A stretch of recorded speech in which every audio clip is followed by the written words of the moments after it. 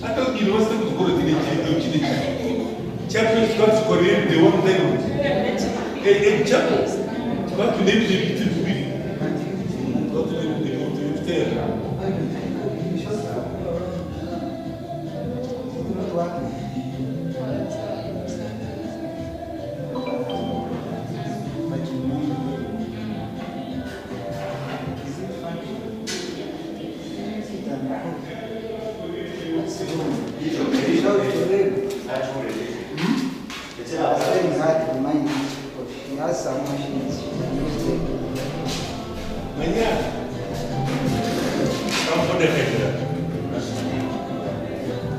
The reign of Amin created hardships among people. Shanga, umkazi bakufutera umutauni, bakufutera ukashaka, kutabura ibyo biragwa kutagura, byo ukashwara musha.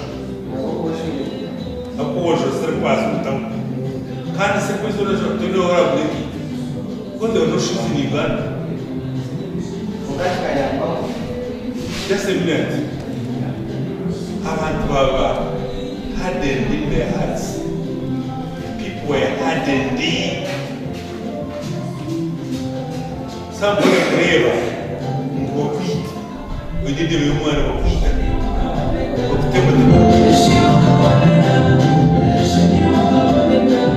So when until the 7 years with a blessing behavior. For example, Channel Kabu Museveni yatamu Uganda, akakwata ibyogo by'umwana byona, ibishaka, ibyabusheyi, ibyakagoye, byone yabitwara, umuntu yabitwara. Akakwata icyogure muto.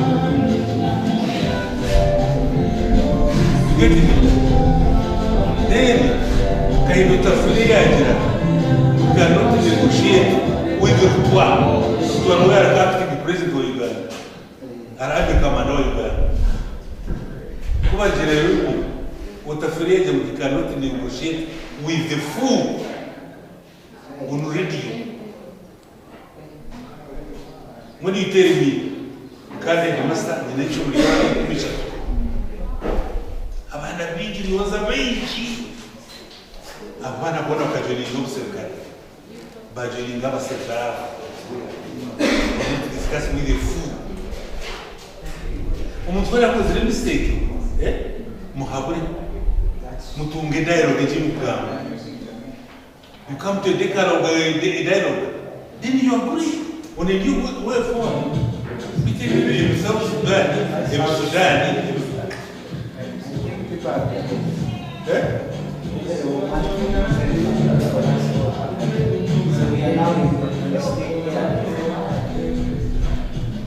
It is embarrassing when you find a generation of people, younger people, never shemeruwa mutizinga bataiwa, never shemeruwa mukushechera bataiwa. We are lacking Omuntu, you are a chief accountant of a corporation. No matter this 60 billion is to go and buy this oil or fuel. Okay, say to take account there, man. Because take a cash account there. Tell me, are you really a human heart or a humanize that? You need some whatever. My wife went to Rome. Hati na Koko Sharon akawa prime minister wa Israel. Tumeyaba Israel ekende kulturaize da bruto.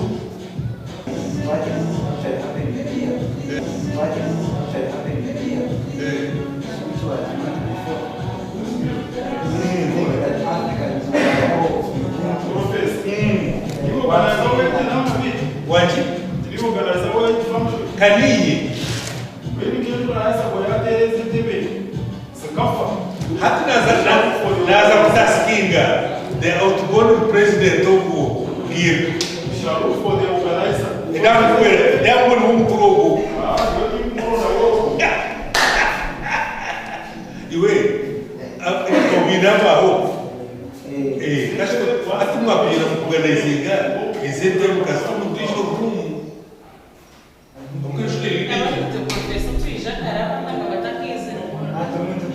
But anyway, no one is ready. No one knows the years. Have I know what the years are? Okay, you can. You so Mr. Shire, Mr. Station. I think we're going to need my.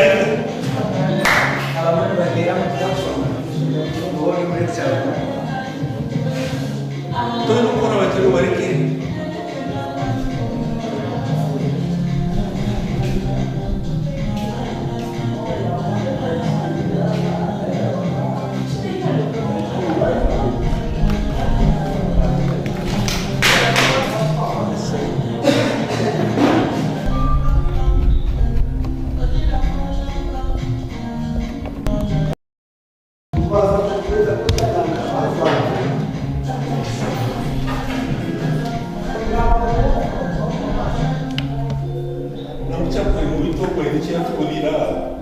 Mano watu wamechiriwa usiri ngiti. Watu kozere akata mwibira hudu kabi yatezere akamusoka tsi ngabara tare. Teleza tega.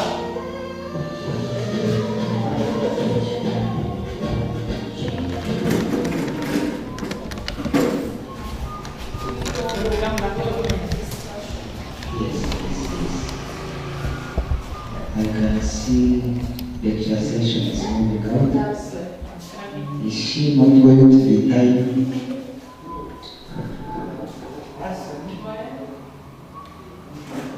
Hello. Those who are coming for the dialogue excited we enter because we are starting soonest, and we think you should turn and guide so that you are not left out. We are soon starting, so the better way you are present, because we have got a high number of guest speakers of whom you must not miss.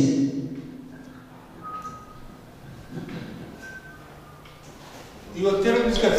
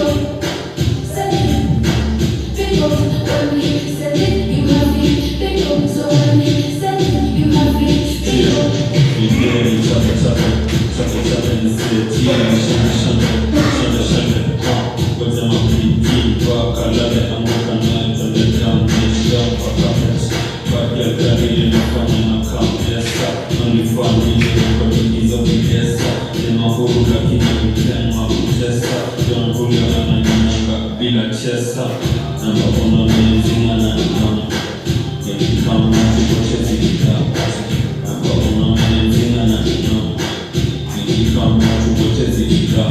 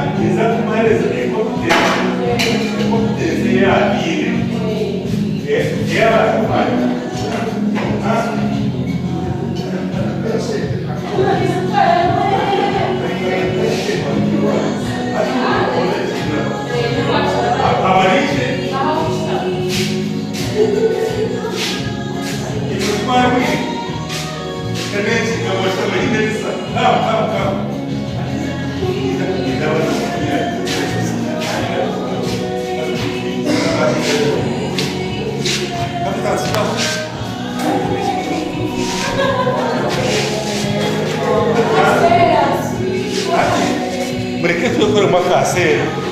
E tudo no parceiro. Ninguém me escreve. Calma, e eu não sei da vez. E depois da situação assim, abrimos. É mais difícil que o olho. Eu era muito cheio de lado. Eu era muito jogo. Tá para pôr lançar.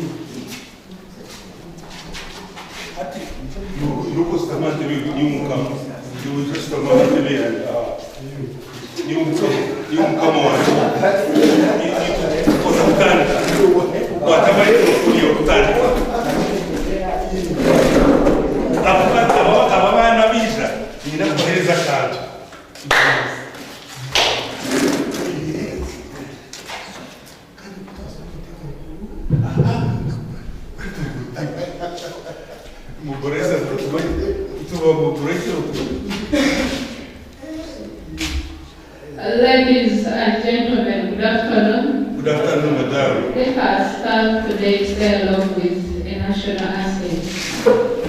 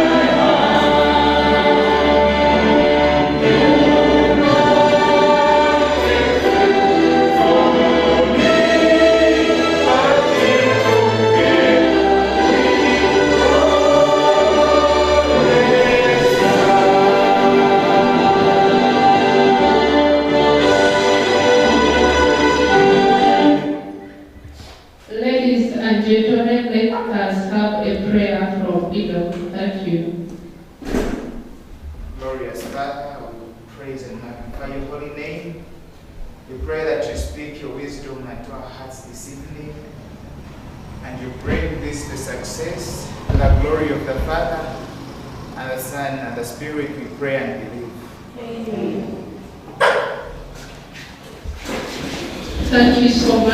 I take this opportunity. Thank you for those who have managed to attend. I recognize the presence of our assistant academic registrar. Sir, thank you so much for honoring this day. I take this opportunity to welcome the Dean of Education Faculty. Thank you so much for honoring this day. Ladies and gentlemen, let me take this opportunity to welcome the moderator of today. Take the stage. Thank you so much.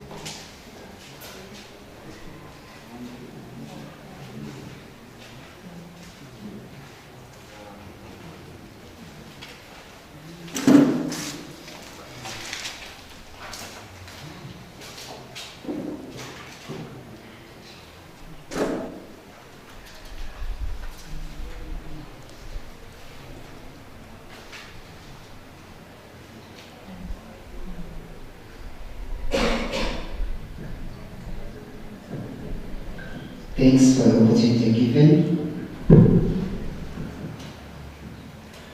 I was told we don't have boys and girls at the university, but of course we have not made our call. I will say, good afternoon, ladies and gentlemen, boys and girls.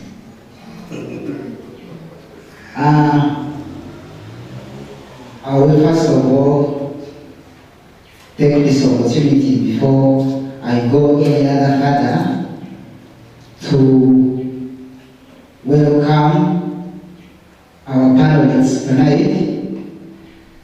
But of course, in the first place, you must get to know who is going to moderate. My name is Dr. Shirindran, and I take this privilege to stand before ladies and gentlemen that I will soon introduce to you as our panelists that are going to talk to us in as far as tonight's dialogue, courtesy of Hope Initiative Club, is concerned. So at this point in time, I will take this opportunity to read their names, and I may be apologetic in the first place the fact that they may feel comfortable where they are seated, but I will beg them to come and join these seats. I think they will give them comfort as well as the way they are.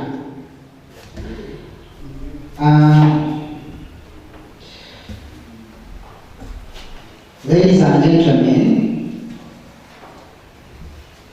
we are privileged to have Professor Wilson Simbele talking to us. So I beg he comes and joins the seat. But is it a rule that I must sit in front? I'm only sitting in the corner there. And then we have Assistant AR, that is Mr. Tuyai Kayoya. You are highly welcome.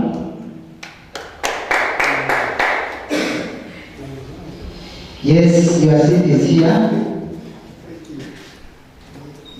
Actually, yours is at this extreme end because we must protect our own relative we have in the house.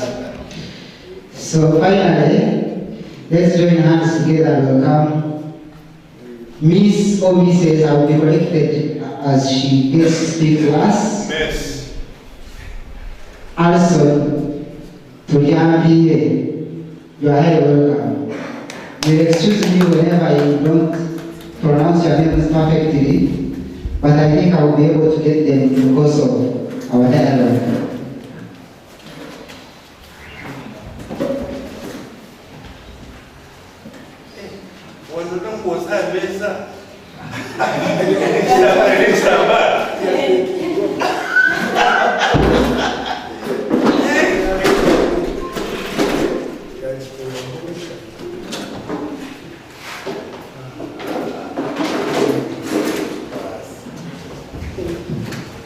Yes.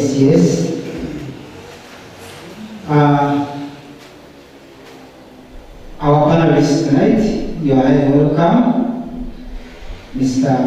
Wilson, Miss Alson, I think you can hear the tone. Then Mr. Tuyai Kayoya, as earlier said, for the purposes of making us get familiar with the environment, I shouldn't sound strange. I will introduce myself. My name is Dr. Shirindran, and I happen to be a moderator of tonight's dialogue that we get to discuss, based on the topic, the impact of graduates on the society.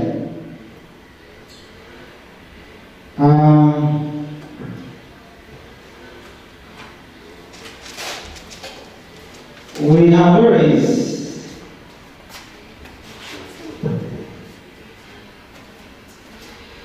thank you so much for this. It is so insightful that you prepared for this topic. And of course, we have had so many universities. Actually, apparently, we have over 42 universities in Uganda, some of which are public, like 38 of them, and others are private universities. And that takes us to a situation whereby we have quite a number of graduates.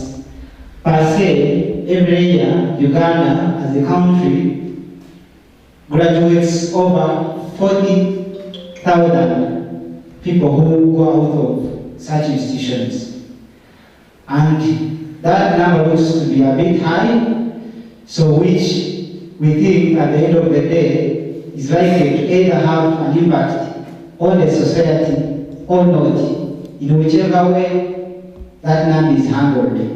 So it is likely that we will be able to exhaust quite a number of what transpires in as far as whether these graduates that we have, that each year Uganda happens to have, are doing that is making their societies impactful in terms of socio-economic development. Of course, we all know we attain education for the purpose of trying to ensure that we develop transformed societies in which we live by addressing societal challenges with kind of innovative and inventive solutions that we think are part of what we get when we are in such kind of institutions. So it is this day, particularly tonight, whereby we will be able to have more elaborated by these panelists we have tonight. And I will strictly have not to say much because we are time bad and a little bit we are late. We would have started at exactly 2, but we have a time. And therefore we will be as brief as a minute so that we are not caught up by time. So I will need to take this opportunity to invite our Professor Wilson Singwile to break it down for us of who a graduate is and perhaps what could be the expectation of the society.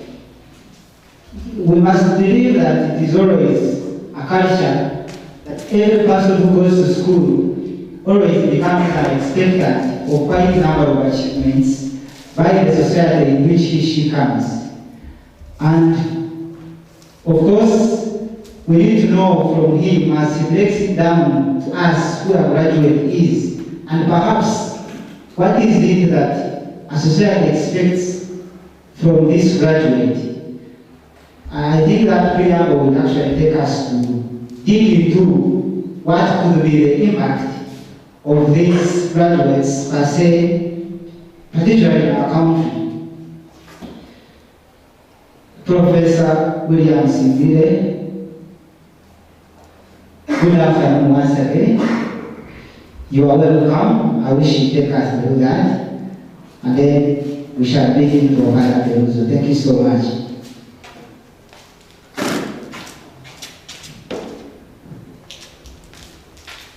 We shall talk when we're seated, Yes. We shall talk when we're seated, Yeah. Uh-huh. Say yeah. Say yeah. Good afternoon, everybody. I am Wilson. I'm not William. I'm Wilson. And I'm Mugisha. And lastly, I'm Singwile. Wilson, Mugisha, and Singwile. Those are good names. My father was a churchman. So he put all his names on me. I want this lady also to introduce herself because they have given her other names. No, let's start what we are talking about. Okay, thank you so much, Professor. Protocol observed. Good afternoon. My name is Alson Wampide. Alson Wampide is my name. I'm so glad to be part of this. Thank you. Yes, I got your name from. I am known as William Yashkai. William Yashkai.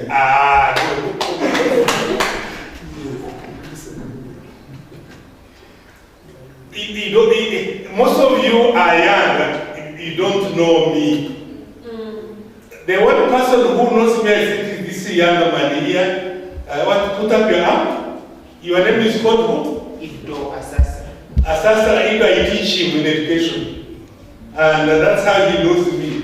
Secondly, my younger brother, who follows me on the 7th bus, Professor Mshabele Joshua, was the master in high school somewhere. So they came to learn about me because my youngest brother, 7th bus, is also a professor.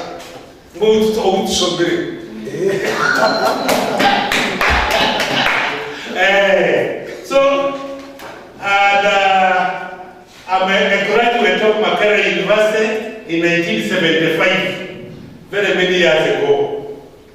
And I worked at King's College Udon.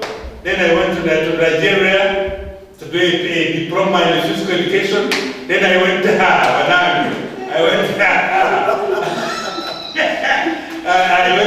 Leeds. Then I did something else. Then I came back to Uganda. I wrote the cavalry for 7 years. Then I wrote in that school for 2 years. I went back to Mungereza, and now I'm back. Now I'm at Awu.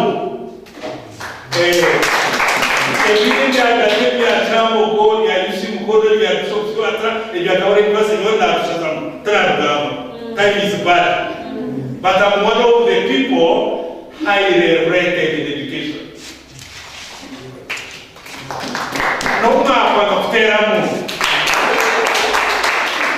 Even if you refuse, there are very few people. I want to welcome my deputy, Ankole. Nwambare is the head Department of Education. She's my deputy. Sister Ellen has returned from India, where she has been doing her master's. She's a highly traveled woman.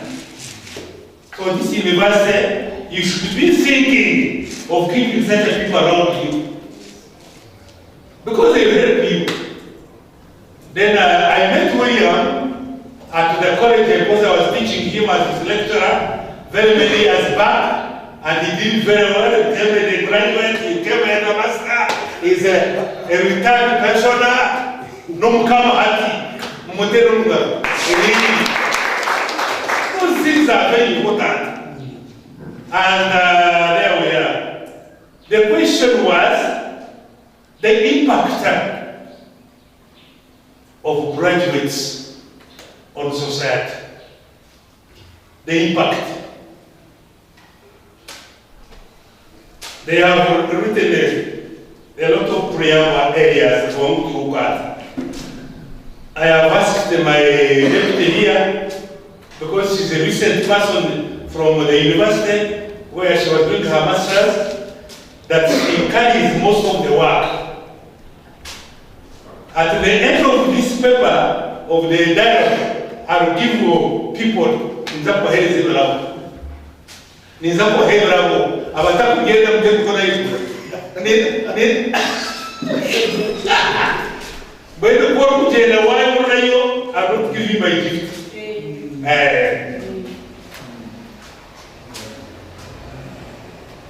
Mr. William, when he went to Makerere Sumchambo, there is a word we called Ivory Tower.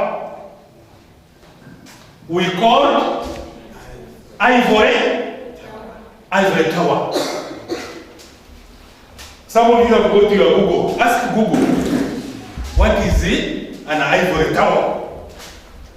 When I went to the university, there was Professor Kamuntu, who who had just left Makerere University. There was a Professor Gahire who had left the university. Then there was a, we were about 7 from Shema district now. We were very few. Our times were that you go to Makerere through the East African Cambridge Council. You go to Makerere through the East African Cambridge Examination Council. Osomere chamanana, you have attended a chamena, was attended wasoma Olevo, was attended wasoma Erevo, was Makerere through Nairobi at the East African Examination Syndicate Council. Mweno panta wakia shoza, umuntu ile certificate sezo, na wasokwa yo, Munteru Munga.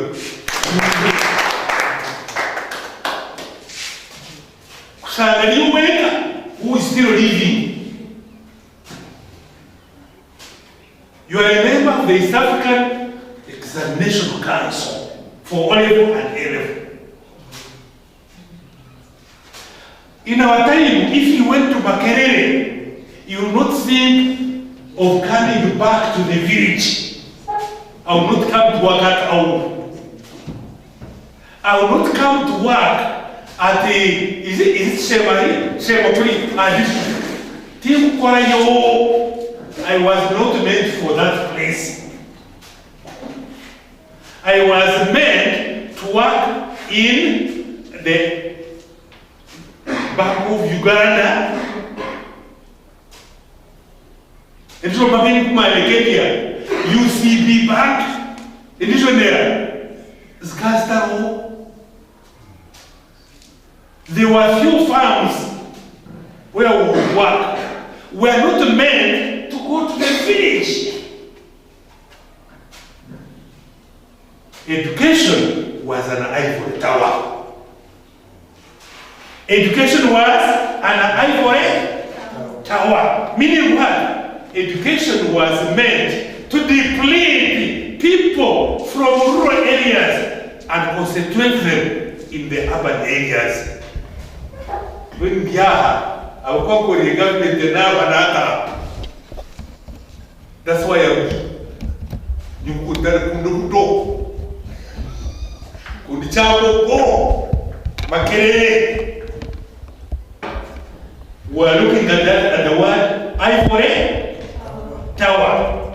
Education that deleted, that put you from the populations of rural communities. Noremu to a degree, Munajenism Jira, Nilga Park, the guards who told Ayasai, because the officers are annoying me, I'm tired. So everybody says, hey, professor, hey, professor, hey, professor. Everybody wants to talk about professor. Why? Because in the past, the word professor was not meant for rural areas. Education was not meant for rural areas. Today, it is the reverse. At how the degree is offered, the same content like that, I got at Makerere. My masters in Makerere and my masters at Leeds are the same. Why? Because all this content has been shared electronically through everybody. The idea of the ivory tower is no longer operating. I remember when I was in Makerere, first year, Bakakumu teach mathematics and teach literature in the old Gaba. And I said, which one do I teach? There were no teachers. The idea is ivory tower. The impact of education on society. It says now that education has removed the ivory tower from graduates. When you who's move here, there is a lady here who was in my office today for brainstorming. Stand up, my name. She's called Evelyn Nyango.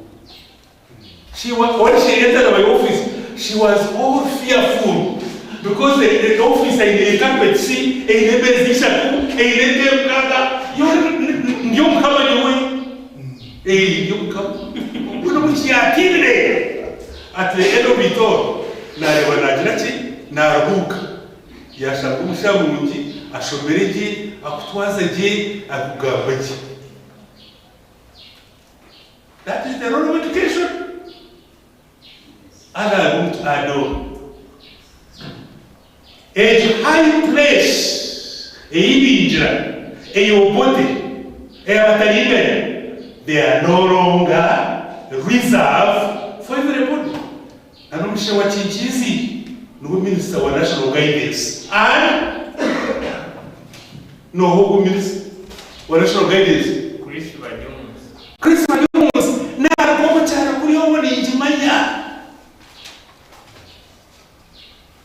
but he is also, because of education, he has permeated. The word is permeation. Permeated. He has permeated through ladders of society. And he is a national leader. From what are we saying there? A few days from now, you are going to be permeative.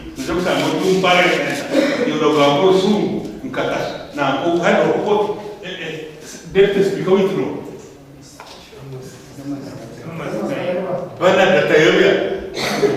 They were all be one the high school.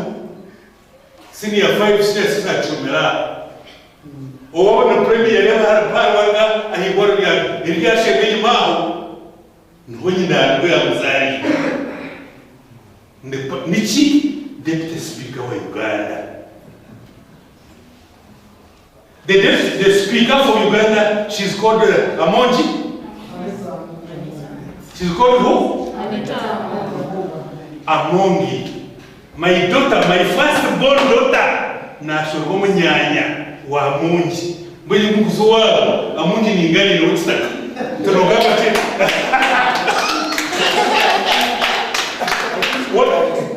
When I go to the home in Ukedia, that's how we talk. Akriyo, Joe, Jokuna, Peo, Atel Tobale, Indumanya. Quite outstanding introduction. We are looking for a way how we can bring you back to understand. Lastly, in this discussion, we want to bring out some of those areas in which you, as graduates, you can go and become productive in society and make money and make living and make wealth. We want to teach you that, so that you stop being courageous owners, but you go back. Professor, I think we shall have more. We shall enjoy you later because you are with us. And finally, as I finish, Yes.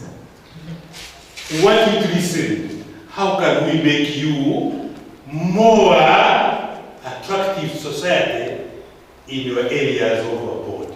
God bless you.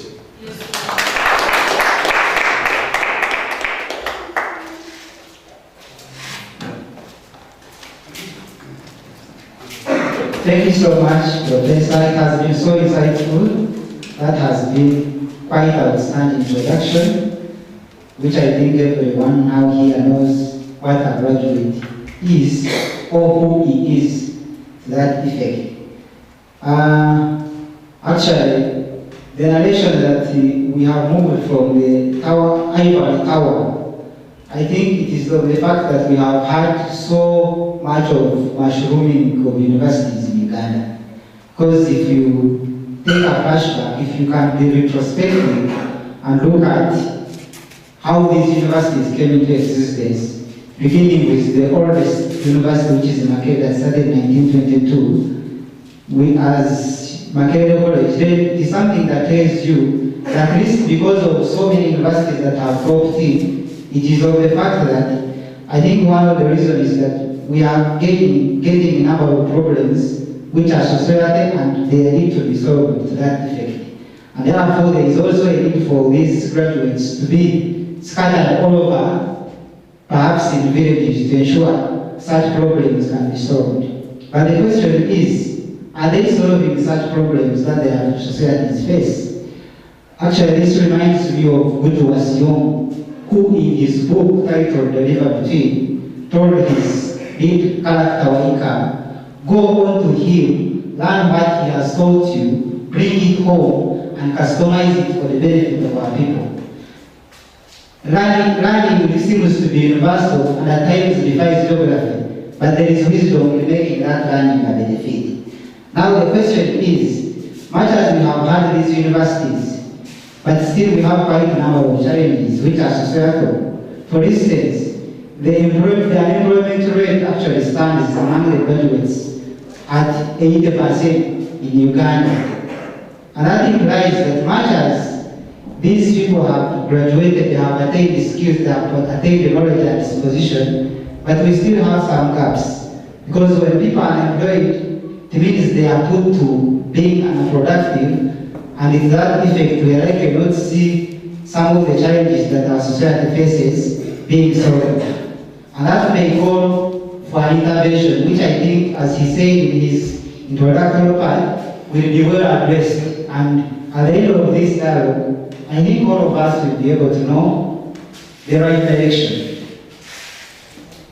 Now, the question is, I think now I'm going to, I thought you would use 2 minutes because it was part of the introduction, but you went further and it was a necessity, so I couldn't stop him to do that.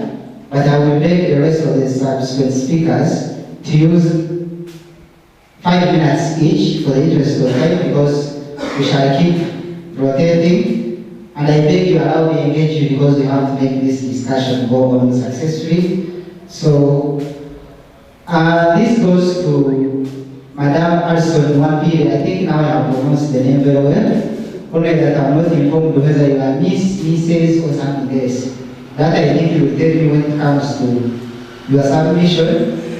The question is, even when we have had these universities, and we've seen quite a number of graduates getting out of these institutions every year, as per statistics say we have over 40,100 graduates that move out of universities. Have these universities prepared enough? Have they given enough to these graduates so that when they get into the society, they are able to invent some solutions which are meant to solve particular problems that our societies face? Because it is in one way we shall see the impact which we are talking about. That question goes to you. I wish you use 5 minutes to answer that, and then we will proceed. Thank you so much.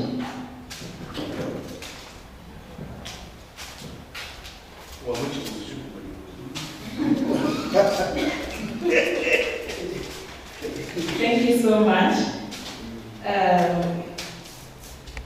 Thank you once again, the coordinator. Once again, my name is Alson Wampine, and I am the coordinator for Faculty of Education. I'm glad to be part of this. Though I don't know, I beg to suggest one. I thought maybe if you would give us like 7 minutes or so that we make some, 5 minutes is just for my introduction. So that I make something that is rather meaningful and people can build on it. Otherwise, okay, yeah, for sure. Thank you so much. So you have asked a question, and I'm glad for this, the talk about who is a graduate, how has a graduate helped the society, and how has the university prepared the graduate. So maybe if we can understand those 3 questions, then we can be able to know, us as graduates, how are we ready for the society? Does the society need us? And the answer is yes. So to answer the question, but to start from that, one, the question would be, why do we go to school? From day one, from the right time you started. Why did we go to school? There are major reasons why we go to school. And maybe if we know those reasons, they can help the university how to prepare us for those reasons and how those reasons can help out the society. So the reasons why we go to school, I think we can underline that what is called Kusiva. Kusiva is the reason we go to school. We go for knowledge, we go for understanding, we go for skills, we go for values, and we go for attitude development. So after that, after you have got that as a graduate, how is the university supposed to develop the Kusiva in a student? What is the knowledge? The knowledge is just for knowing a few things that you need to understand. That is understand. Then what are the skills? In preparation of a graduate, are universities instilling skills? Are there any competencies that you go with? And if the answer is yes, it means the graduate is ready for the society. And if the answer is no, then it means the graduate is not yet ready for the society. Then we have what we call values. The values are so large. We have the moral, we have then we have attitude. As long as we have these developed in us as graduates, then it means we are becoming ready for the society. How does the university help us in identifying, for example, skills? I think that's why we have now the universities that the working is changing. Like for example, if we may look at how we used to prepare the internships, how we used to prepare the works we would engage in, the practical work for different, we would go to school, you read your books, you get your first class and get out. But these days it is different. Why is it different? Because they want to develop some skill in you. If it is like this dialogue, I think at the end, we shall have the moderator ask us at the end, what are some of, for example, the competences you have picked from here? What are some of the things you have learned? One, communication is a competence. Maybe leadership, maybe taking management, when to stop who and when to do what. So all that is the role of the university. Then attitude. Attitude is something that is just a simple one and yet very wide. I think the only thing that the university can do for a graduate is to work on their attitude. The attitude comes with the mindset. As the professor in introduction said that what we used to call ivory tower. And that is what is still in our mindset. We still have graduates who think that immediately after putting on your gown, that is to hell with cowboy, to hell with you want to go to somewhere else. But as he has said right now, it should be the opposite. After you have graduated, immediately you should be able to think about the kihunda, the where you're coming from. So that you take back the knowledge, you take back the skills, you take back the values to Chihunda, not to Kampala, not to Mbarara City, not to Fort Portal City. So I think what the university can do, or what they are doing, is to change our mindset. How can we change our mindset? To have examples, to have practical work, to have something that can help a graduate. So that when we go back to our societies, the society is able to see something in us. Because we are going to a place where we have a society, where we have a graduate of agriculture who does not know, he doesn't even know just how many, or what is the gestation period of just a simple animal like cows or goats or something. And he's a graduate, When the goat is ready for something, I don't know, I don't want to go so much in agriculture. I can use business economics where I am an expert. Like, you find he's a graduate and he's an entrepreneur. We have studied entrepreneurship, we've studied skills, we've studied challenges, but can you start a simple model of chapati in Kawoi? Because you know the challenges, you know the sources of capital, but what is stopping you from putting in practice that you have got? So I think if we get, I always tell my students that I teach that, for example, If you found me that I had a mudara of chapati in the evening and I'm dealing with it, they would be like, no, madam, that would be so ashamed. And I'm like, you see, that is the mindset. That is the mindset we are talking about. So it means you already feel that if I am a coordinator of education and I somehow make my juice in town and I sell it to different stations, then there I am shaming the university. So it means if we do not change that mindset, then whatever talks we are going to hear are going to be of less importance. So as I conclude. So as you conclude, can you really wrap it up? Yes. In the context of whether universities have prepared it enough. Okay. In terms of this. So as I wrap up this, I feel that the universities have not done it to the 100%, but I think they are now getting to they are drawing their roadmaps now exactly what we want. Formerly, the universities I think they had understood what we needed, but of course with the changing world now they have already seen also what a fresh graduate needs. I think like if we go to the departments of agriculture, unless otherwise, I think that the person who gets out of that department really can go down and do something. So I feel that if these talks become so many in the university, if we have students now that are coming from the new curriculum in high schools, I think the universities will finally see that really we need more of practical work. If it is education, practical. If it is entrepreneurship, practical. So that at the end of the day, our graduate will surely be fully of importance in the society. Thank you so much.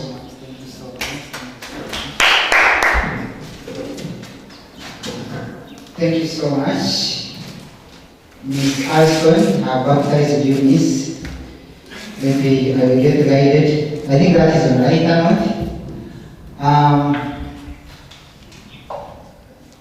Conclusively, she was like, for sure universities have not done it to the expectation.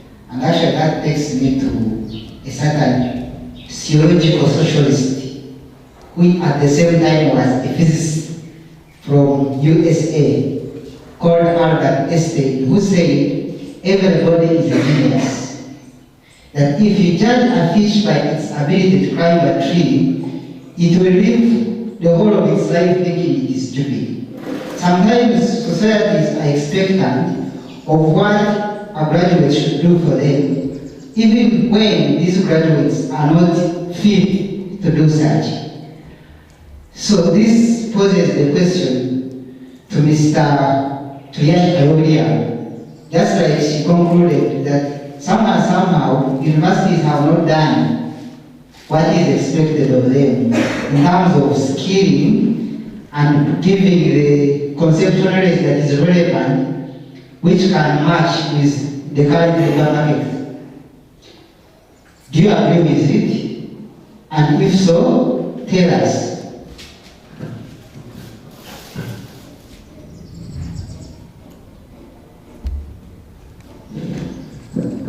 Ladies and gentlemen,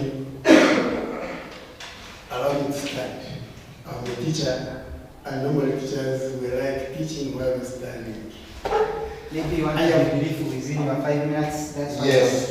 It's fine. Now, I want to thank my colleagues for what they have said. They have said it all of us. And I am happy. I shall always supplement on where they have reached. I'm called William Tuyakayo. I am also a graduate of Ankole University, 2004.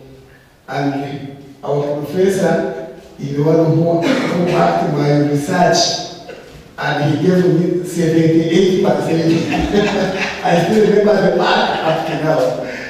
So, I am happy because I want to come here and share my views concerning the expectations of the society from these people qualified from universities.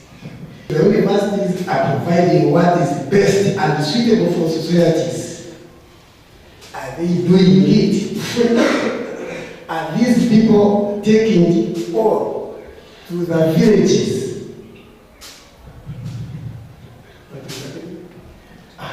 So we're going to see whether the university is doing it maximally to impact our students, so that as they go with enough skills and abilities to go and impact our societies. Ladies and gentlemen, I want us to know the expectations of our people behind there. If you are a graduate, people will see you as somebody who is special. First of all, remember that a graduate is loved by all, young and old. Because all the people in our villages behind there, they also feel that they should also reach the level of being graduates. But it is impossible. That chance is for some few who can get that chance and reach the level of being called a graduate. Now, the society expects a person who graduates to have the following qualities. One, they see you as a person who is going to be a role model in the society. So what you come to get from the university, when you go back, the society will be looking at you as somebody who is very special. Take that position, stand in it, and fulfill all its requirements. You will have satisfied their desire and their spirituality. Two, when you graduate and you go back to the field, people will see you as the voice of the voiceless. Where they cannot reach, they will say, aha, our man, our child will bring it to us. He will speak on our behalf. What we lack, he will take our voice to where it should be heard. So they are expecting a lot from you because you have acquired enough skills, enough knowledge, enough understanding, so you will benefit the society. So we shall see what you asked. They are expecting to come and satisfy what was lacking in society. So you are here to get it and you take it back. Now the impact you will make can either be positive or negative. So a graduate can have a positive impact in society or a negative impact in society. But what we are aiming at is you to qualify and go and cause a positive impact to the society. Three, when you graduate and you go, to be quick enough, let me you have to be the change agent in society. The moment you go back, they will see you as a change agent. You have to impact your family first. If it means in terms of feeding, in terms of what, the family, that is the person who is educated, there should be something to study from that particular family. What the professor was saying, that our family is a wonderful family with professors. So there is a lot to study from such families. The society expects a graduate to have a number of qualities so that other people can copy from. So they have to emulate your character, your behavior, the way you talk, the way you eat, the way you dress, the way you tackle issues. People must emulate what you have acquired. So when you go as an ambassador, you go to take what you have acquired from the university to the field, so that your colleagues would be learning a lot from you. If you take what is negative, you also copy what is negative. Another thing is that they see you as somebody who is wholly disciplined, very skillful in every area. They look at your discipline, they look at your behavior, they look at the way you talk, your self-control, because they see you as an ideal person.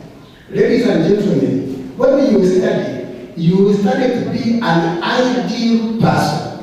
An ideal person is that person who is admired by society, who is beneficial to the society, who the society can emulate, and you make it move from one level to another. You say you are now an ideal person. You can benefit society in all ways. You are available when they want you.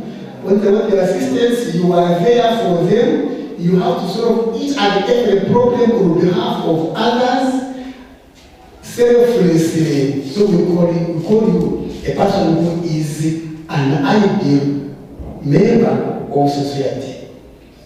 Now, you should be morally upright.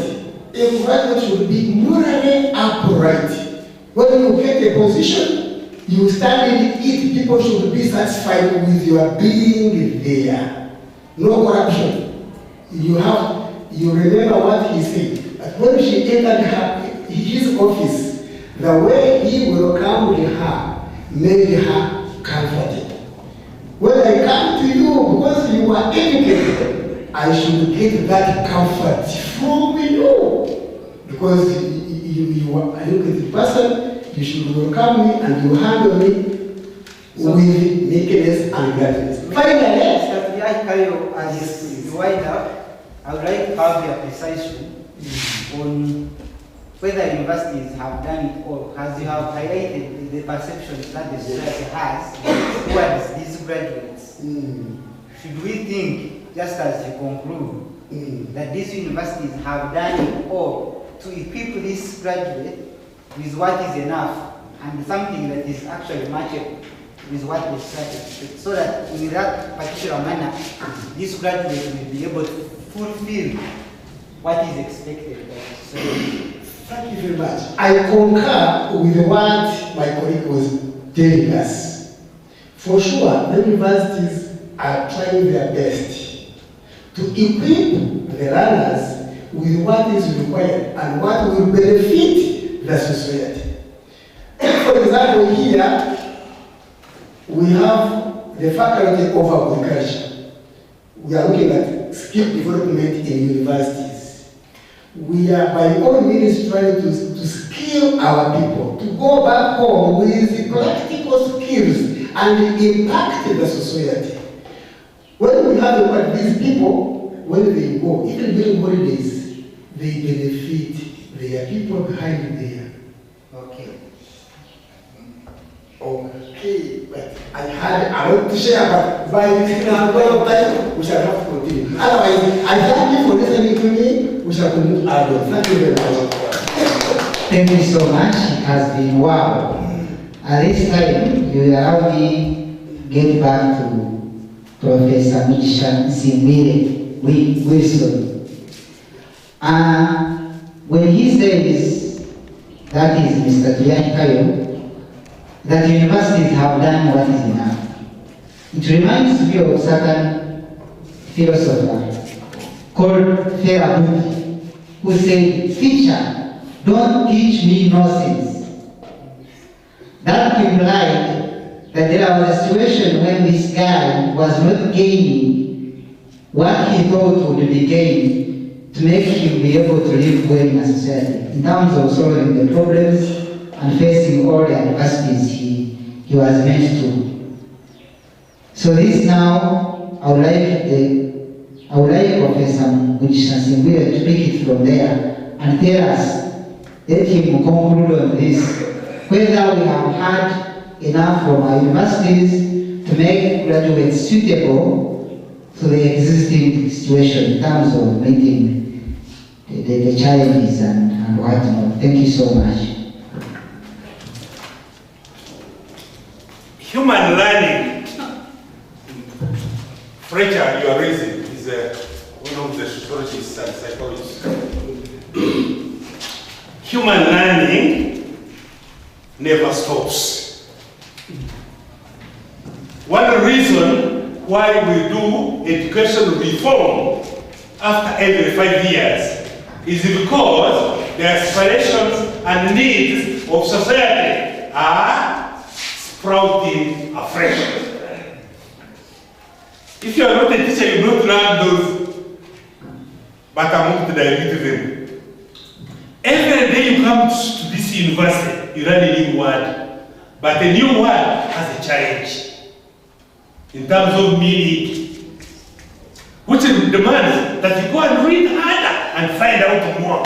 That's why I don't like students at university who sleep. I don't like it. Sleeping is inevitable. Can we avoid it? Can we avoid sleeping? Second thing, that every day we are teaching you. There is a new curriculum developing in Japan, developing in Korea, developing in USA. When the new curriculum develops elsewhere, it must come to us also in Uganda. Therefore, we cannot solve the problems of education now and then now. Because education has problems which are recurrent. That hypothesis alone, because I know you know hypothesis, we are going to say, students, every day, keep learning new competencies. I think I should engage in it. Because when you talk of that as countries grow, they come up with some educational reforms. And if you look at our curriculum, it is more of what was adopted from Western culture, which takes me to the words of Ronald Reagan, who was once the president of the USA, who said that every nation must find a model in which it fits its circumstance. Do we think our apparent challenges match with what exists in those countries, to the fact that we should be able to adopt their curriculum and go by it? Don't we think all the challenges we are facing come as a result of that immigration which is not compatible with our existing situation? Thank you very much. One thing that we should know, that our curriculum reform of 1970, 2008, were led by Africans, and later on, and recently, all these curricula have been shared by Africans, including myself, because I was involved in 2008. Therefore, what are we saying? We are using our local problems to solve our local issues. Therefore, what we are saying, let's study a situation every day, but should not say that our graduates have got enough skills that will solve the problems, that will employ them, and will put them in better position. But rather, let's keep on trying every day and improve. Finally, let me add something I wanted to say. In education, there is what we call job demystification. Job demystification. Job. I have 5 girls in town. 5 girls in town. And they were students here. I taught them business project writing. And they started, she's saying, in first, then start shop on top, selling electronics, TV, everything.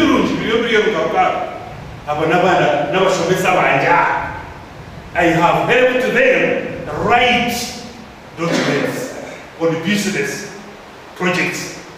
And they are doing very well. They are training, they have got new skills, and they are making themselves better than teaching. What therefore are we saying? That the education that we are giving you is not to imprison you, in that faculty of your qualification. You could a public administration. No section will better in the banking or ICT. Deal with us and we'll write project proposals for you, and you come out, you become a greater man than yourself are today. Don't sit like this. I talked to my 2 daughters at home to plant vacados. Now I have this about 10 or 11 sacks of vacados at home. I when a PhD, when a master's degree, when you come up. What I would say therefore, invest your energies elsewhere, you succeed better than you think you are today. Thank you very much. Thank you very much. I think I don't have any further question, particularly for this. You've wrapped it well, and I will have one more round, then we shall also engage our viewers and listeners. Actually, for your information, this dialogue is being covered by Wapdam Company, whose director is Mr. Jacob Okabumile. So we have other viewers who are not physically here, including VC and other people who will be with us, but irrespective of some busy schedule, they have not been able to make it. But I am hopeful that they are listening from where they are. We shall have one more round, then we will engage people that are around to pose us some questions so that we have again full discussion. So I will now get back to Ms. Alison Wambire, who is a special economist. I think I know the bit well. I was one of the active listeners here. At times, when the former president of USA, Barack Obama, was soliciting for votes, he used the slogan that before you ask for what America has done for you, what have you done for America? Much as the society around us is expectant of what graduates can do for them, but then we need to see what has the society itself done to ensure that it gives enabling environment to these graduates. I mean, like, has the government come in its position to provide an ample environment for these graduates? If you look at some poor countries like USA, there's what we call federal aid assistance. This is amount of money that is always given to graduates to help them even when they have not found job opportunities. In 2002, I think it was Nigeria in Africa, it was one of the countries that was providing what we call employment benefit, whereby the graduates would be given some money to help them in finding some opportunities that would make them survive and perhaps become creative. So as an economics who is specialist initially, I would like you to advise and give you a stake. Try to analyze it for us, break it down into metrics that can make us be able to grasp it well. What do you think is needed? And per se, can you say we have environment which is enabling to these graduates at present so that it can help them do what they are supposed to do? Thank you so much.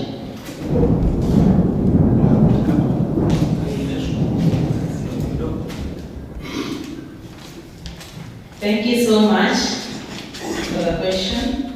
I think I'll break it down like this. One thing that I think the major focus, as you say, that before we ask for what USA has done for us, what have we done for it? Before the society asks us what they expect from us, what have they done for us? So my first point, I beg to first disagree with you on this, that as much as the society is expecting, something from us, or we are expecting something from the society, But there is the way we have deviated from, I think, the people who are a little older than us. They would believe with us that a child used to be a child of the society. You know, if they found you, actually it was even a role of some elder on your village to stop you from doing a course and you would not do it. Like, for example, if they say that this person is going to do this course, an elder like this on a society would come up and say, no, that course will not be good for you. I advise that you take up this course, and that will be done. What does it mean? That as long as we are still having that respect for the society, probably we would be able to question what they have given us. But look, what is happening? Just go and ask your youngest child of your neighbor why they are holding a phone at a particular time. The answer they will give you will show if the society is still responsible for our actions. And as long as the society is not responsible for the actions, then we cannot ask what it should do. You know? It is only a person that you're accountable to that can be able to guide your actions. But as long as they cannot do that, then it means you have to do your way. So what is my answer to this? Is that sometimes now our brain goes to the family, our brain goes to whatever changes that have come that have so much deviated us from the societal values, that have deviated us from what the society used to do for us. And now that's where sometimes for them they expect a lot from us, but sometimes we may not be able to ask them much because we have not involved them in our decision making. We have not involved them in anything. However, what would the society do for us? I expect that, for example, if we have said, yes, we have trained entrepreneurs, we have said we have skilled youth, we have said we have skilled graduates, still we need the society. Because me as a young lady who has just moved from the university, I may not know what the society problems are there and then. So it needs now the elders, it needs someone who has already been there to probably give me like what you call maybe an employment benefit, maybe a certain person to move in for me for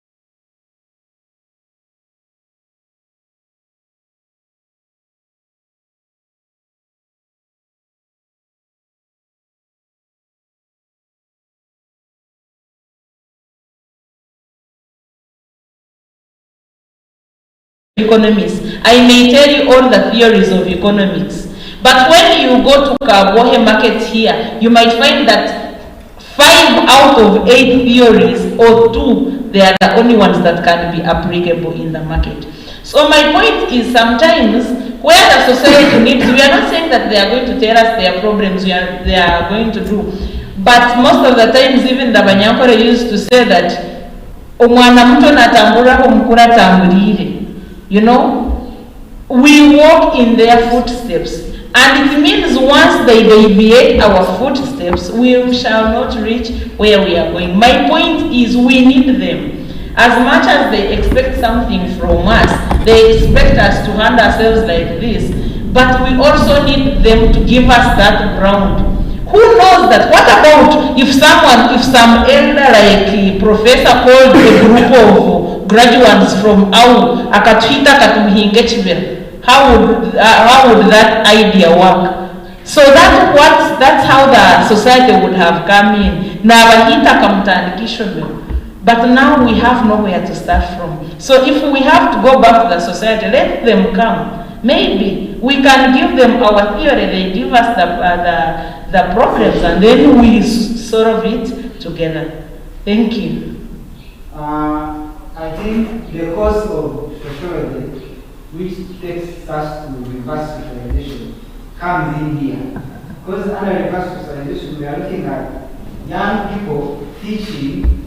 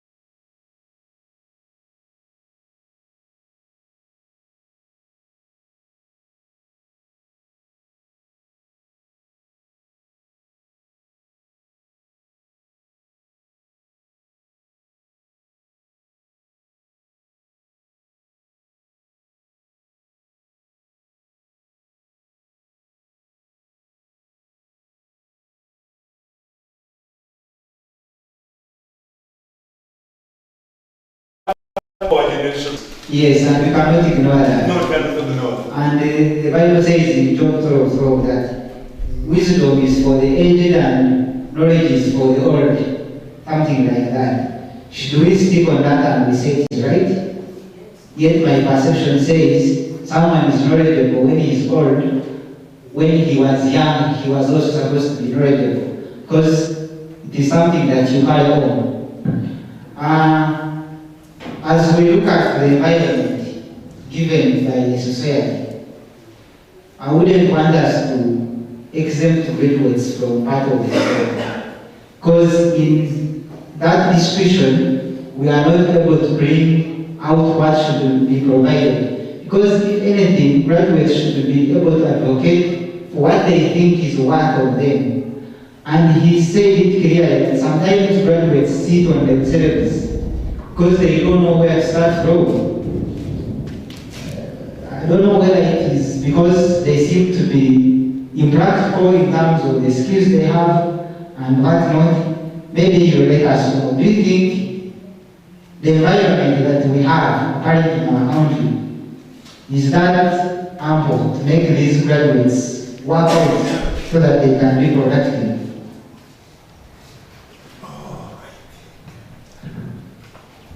Thank you very much, our moderator. I think this is so wonderful. Surely, if we can analyze this very critically, the society has a lot of contribution to the attainment of the education these people are getting when they are still in school.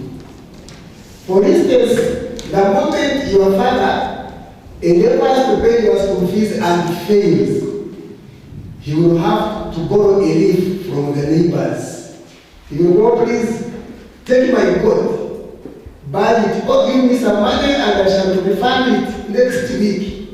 They have got some financial organizations.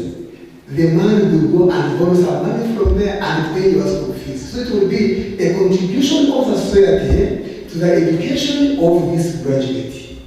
Two, the moment you have something to sell, the society provides the market and you get money for your school fees. Because you cannot have it all, we have to be supplemented by other families to accumulate enough school fees to educate our small brothers and sisters. So there is some help you have to get from the society. Again, what I can see, the old and the young.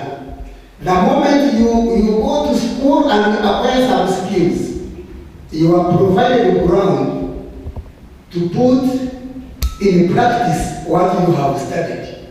This is when you will be coming back and your neighbor gives you a job. You get some employment and you are employed by someone in your society. Those people who know you, so you'll be employed in some organizations in your society. This is our son, this is our daughter. They know you, so they give you some work. We normally see some people who come from schools and they tend to look for white-collar jobs and neglect the skills they acquired from schools. They refuse totally. They say, for me, I cannot go and practice this.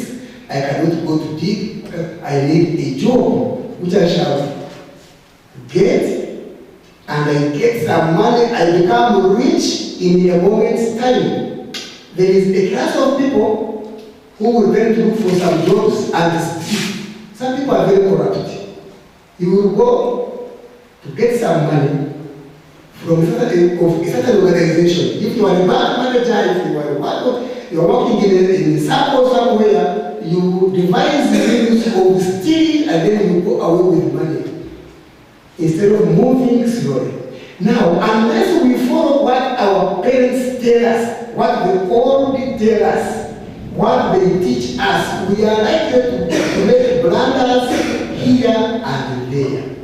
Because these are the people that will be left in our shoes when we are no longer living. If you have your project, you as a parent, it is your duty to involve your children, knowing that at the moment you are so old and unable to continue progressing your project, it will be the duty of your sons and daughters to take over from you and continue in that venture to keep on generating much more and more money, and it does not fail, but it supports the generation 1, 2, 3 as they continue to share from what you started.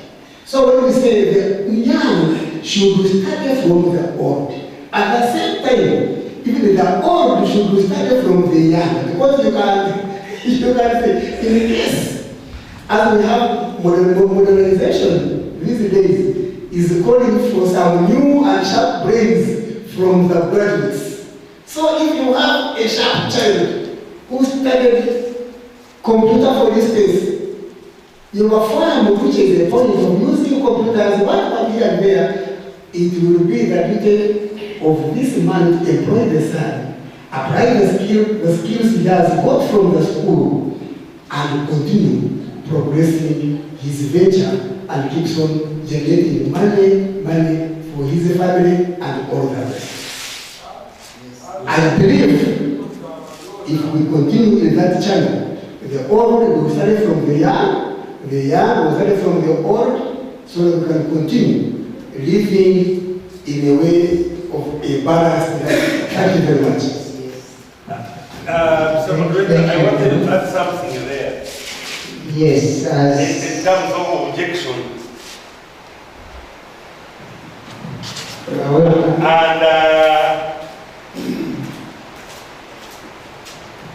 And the environment of the adults around us is still well impeached in employment rating. Some of the best private schools, the best primary schools, the best secondary schools, and private universities like those who are saying, they belong to the adults, and adults have invested there, and they have got a lot of employment for these students, and they are doing very well. Now, coffee, harrowing, this coffee industry, people are working on coffee and tea and gold mining. If you know those places who are doing it, they are not these younger people, they are the adult groups of people who have invested money, and they are helping us run these younger people who would be naked without jobs. And they help these younger people to be married properly. Why? Because that's what society demands. You were elder, but rich. What have you done for these younger people? In the political world, if you don't help younger people as an elder of political stars, you don't help the younger people, you will not go back in the next 5 years. What are we doing there as the other environment? We must develop society by helping the young to be a bigger benefiting in our society. We thank you very much.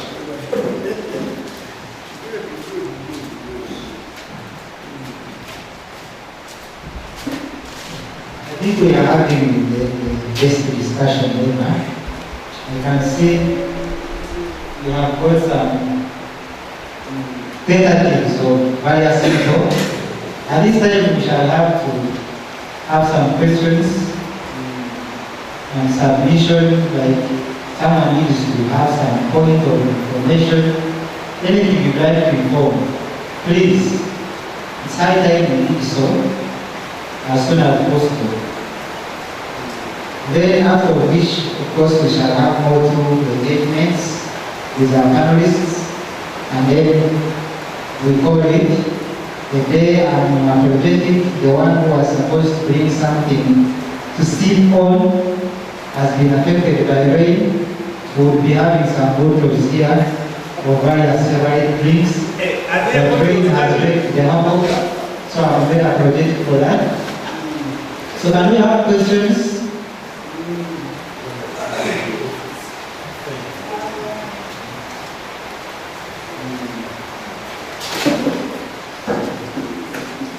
Thank you so much, our moderator. My name is Ankole, and I'm doing a diploma in Ankole production and management. I would like to supplement on job creation or supplement on unemployment, especially with the youth. It would bring my advice to students that we should learn it from today.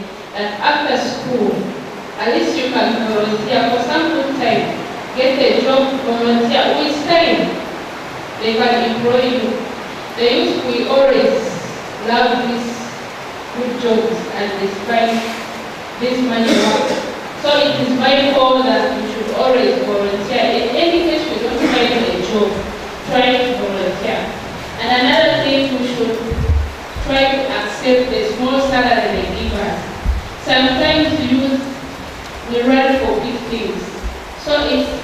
mindful that we should be patient in whatever we do. I understand and believe that good things are coming, especially for the youth, especially the ladies. Let us be patient. I will also supplement or add on what they have said. The society, especially elders, are neglecting the children. Here it is. They are not praying their Lord. Years back, the elders would advise the children. But this time it has changed. Even the parents are not doing their right job. Even the children, especially the students, we are failed to understand the reason why we are at school. Sometimes we forget our background. When we reach at campus, instead of working hard, focusing on our studies, we move on to change. We want to put on good clothes, we want to eat well, we want to hang out with our friends, and this later determines or affects our careers in the future. So it is my goal that we students, especially we who are continuing with our students, to become patient, to understand the families where we are coming from, and this will help us in the future. Thank you so much. Thank you so much for your submission. I think it has been paramount, honestly speaking.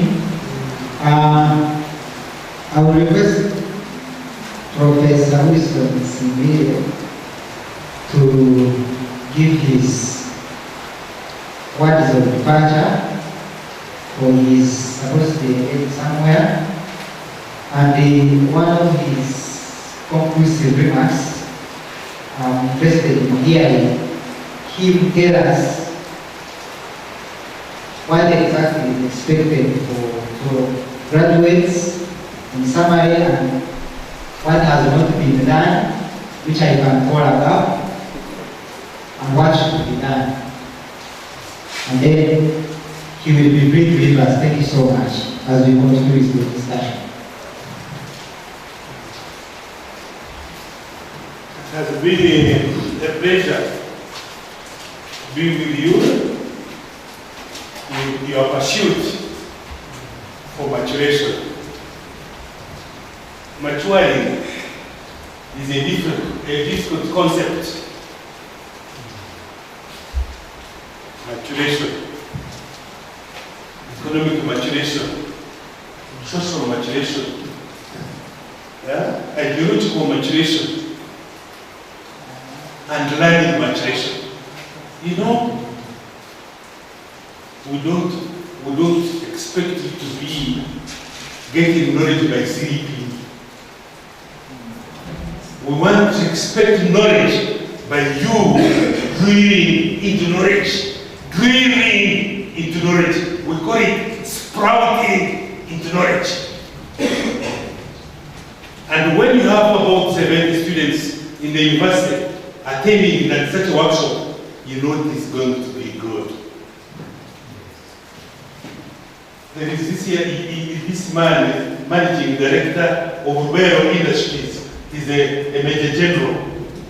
He's called, he was my son at military school in S5 and S6 in 81, 82.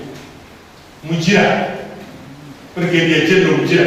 He would say, excuse me, Headmaster, I'm happy with you because you stand by us and teach us. Me, I have come to teach you, but you have not come to be taught. Next time when we call you, come with a friend. Secondly, we are graduating this week, the day after tomorrow. About 470 graduates are coming up. It is a great blossom, a time of flowers that come up in your midst, a time of blossom. We wish you the best if you are one of those who are here, or your friend, your sister, your brother is graduating on Friday. We wish them both the best. Let them hear what William has said. Those dependable variables, we expect you of them. One of them is malleable behavior. Malleable behavior. I've left this girl, started in Meramuterunga. What is he at the summer? Okanaga, Manauki Shempu. Can you choose the extra man? God bless you. Yataku Naksuma, Okanaga, Manauki. Naga Manawi, in case of inspiration. What thank you? Because a few years from now you will graduate and you will make the world a wonderful place to live in. God bless you all. Allow me to leave. I have another function in the office. Thank you so much, Professor. Next time we shall have cafe jammers as part of our facilitators. So please, whenever you invite you, come. We are projected for the rain, that's why we have not had such. We can have more two questions, submission, information from. Let me hear from him.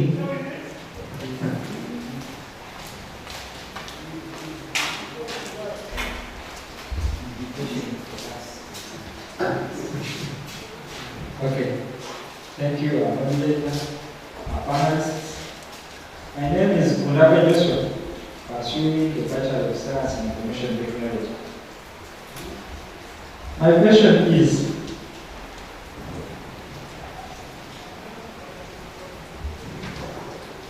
what are the most pressing challenges faced by graduates in making a positive impact on the society?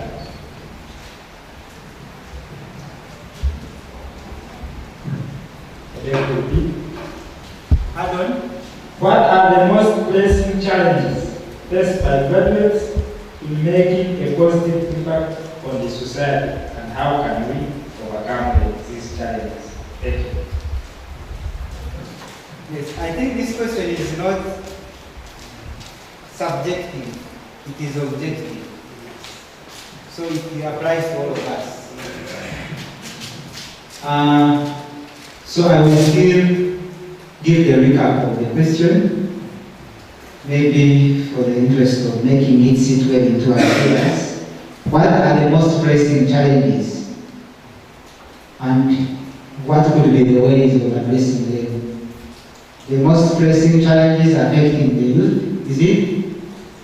You trying to make it a life, and what could be the solutions to that effect?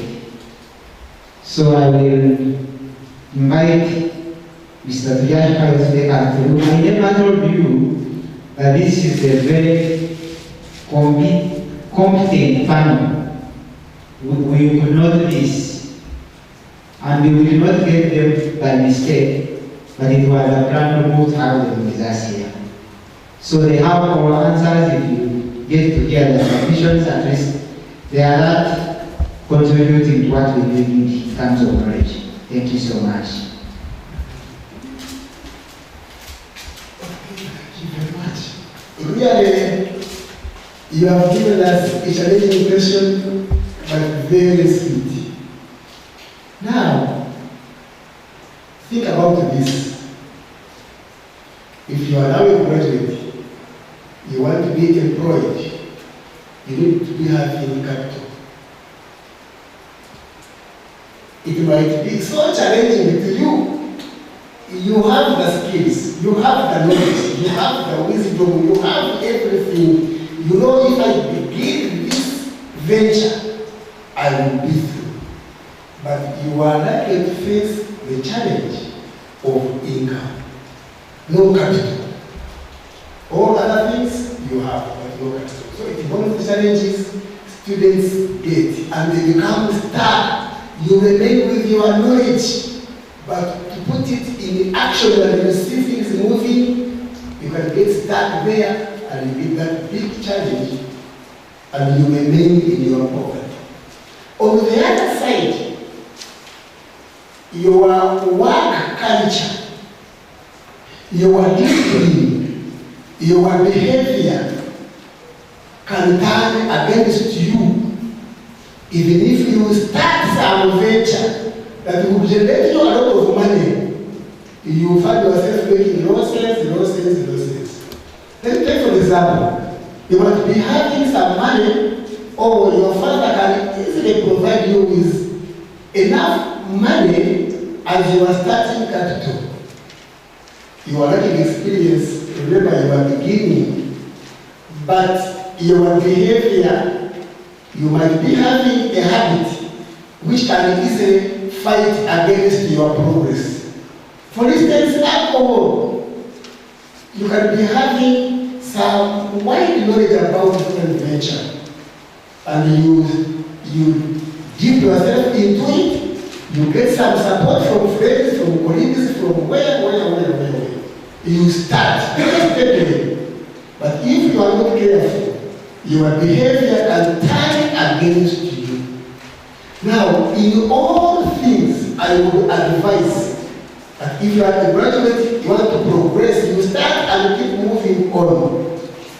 First of all, fear God. Fear God. Fear God. Seek ye first the kingdom of God, and all other things shall be added unto you. So unless you fear God, you will start and you will fail to get anointing for that venture. It is all by God's grace. Someone will begin small and progress. You can begin big and make losses. You will fail to take off. But it is all by God's grace. Fear God and you will see things moving on. Now, if your behavior is good and your father has some ability to support you and begin moving, you cannot fail to get some support. But some people, the way they behave, will always fight against themselves. You cannot even fail to be employed because of your indiscipline. If you know the job is there, you will say, I know the job is here, but we cannot employ this man because of his behavior. In the interest of that, it will give other people some chance. Thank you very much. I think that goes well answered. And I have made a summary. I've encapsulated what you said in terms of that we need knowledge in all aspects. And actually the Bible says in the book of Hosea 4:6 that my people are doomed. I think that was God because they lack information. So we only need to be informed in whichever step we are supposed to make in life. With information, we will be keen enough to do what is needed. And then eventually we shall succeed. Let's hear one more submission from him, and then we get to conclusion.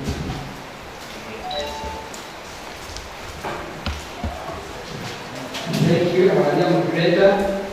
I'm by name of Ariel Albert, pursuing a diploma in business administration. And here is my question posing to the entire panelists. As far as these graduates need startups to benefit the community positively, so as we have seen that the capital is the challenge, and of which we are in a business environment where we are encountering these financial institutions having overwhelming interest on loans. What would you tell? Here is my question. What would you tell to that graduate who has graduated to acquire a loan and of which he or she is not all that well risk averse to the environment, to the business environment? Thank you.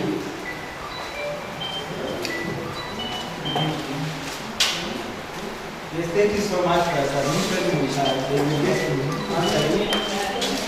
Thank you so much. I'm Nyawadi Ekai, pursuing a diploma in animal health. My question goes to the economists about how we can combat the challenge of competition.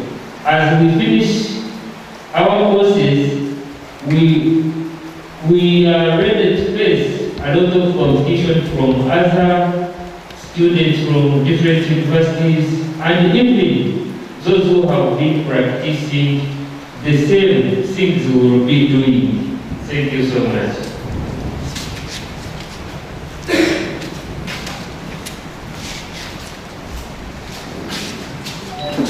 I would really be subjective, even if you have not said the question goes to him, I mean to her, because she really deserves to echo that by the critics of her experience in the economy.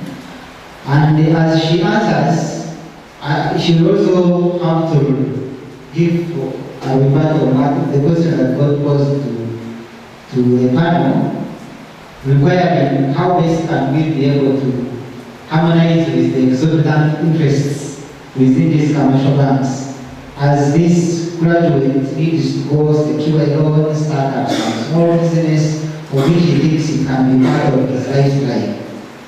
So how that answered for us, we shall be appreciated.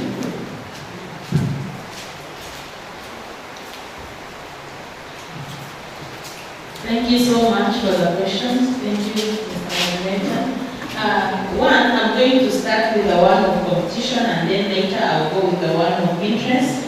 And to answer the question of competition, actually to me as an economist, I love competition. Actually, if you had said that you're going to the market where there is no competition, I would be so much worried on what you're going to put on market. Competition is what makes us better. Competition is what makes us present what we know best. Competition is what makes us develop a good working culture. Competition is the one that makes us not to give up. The best way of handling competition is giving the best.